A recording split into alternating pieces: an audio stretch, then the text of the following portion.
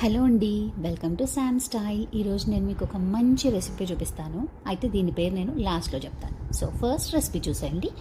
దీనికి మనం first pan పెట్టుకొని అందులో కొంచెం ఆయిల్ వేసి 4 ఆనియన్స్ని సన్నగా తురుముకోండి.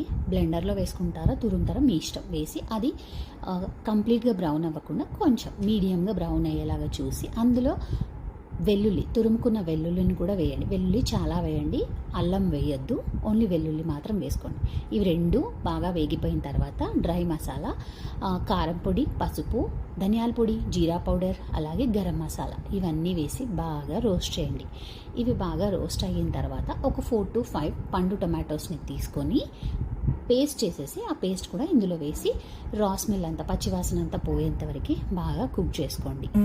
ఆ తర్వాత దీంట్లో 2 spoons ఆఫ్ శనగపిండి వేసి ఇది కూడా పచ్చివాసన పోవాలి, లేదంటే టేస్ట్ బాగోదు.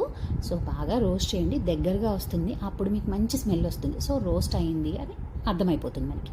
దీంట్లో కొంచెం వాటర్ వేసేసి ఇప్పుడు మళ్ళీ ఒక 5 seconds అలా మిక్స్ చేసి లాస్ట్లో ఫ్రెష్ క్రీమ్, మన ఇంట్లో పాల మీద మీగడ ఉంటే అది వేయండి, ఇంకా బాగుంటుంది. అది లేనప్పుడు ఇలా మనం కొన్న టెట్రా ప్యాక్ మీ ఫ్రెష్ క్రీమ్ ఉంటుంది కదా, అది వేసేసి జస్ట్ కొన్ని వాటర్ వేసి లిడ్ పెట్టేయండి.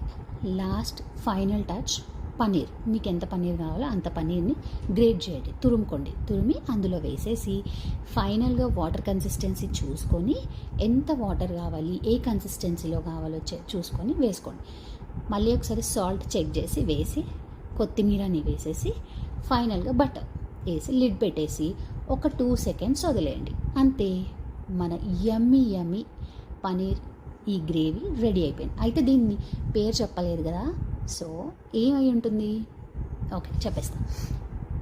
పనీర్ బుర్జీ మసాలా. పనీర్ బుర్జీ మసాలా ఎప్పుడైనా విన్నారా?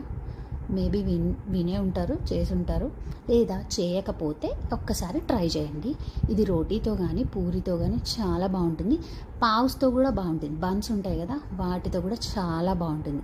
ఖచ్చితంగా ఒకసారి ట్రై చేయండి, చాలా టేస్టీగా ఉంది, ట్రస్ట్ మీ. బాయ్.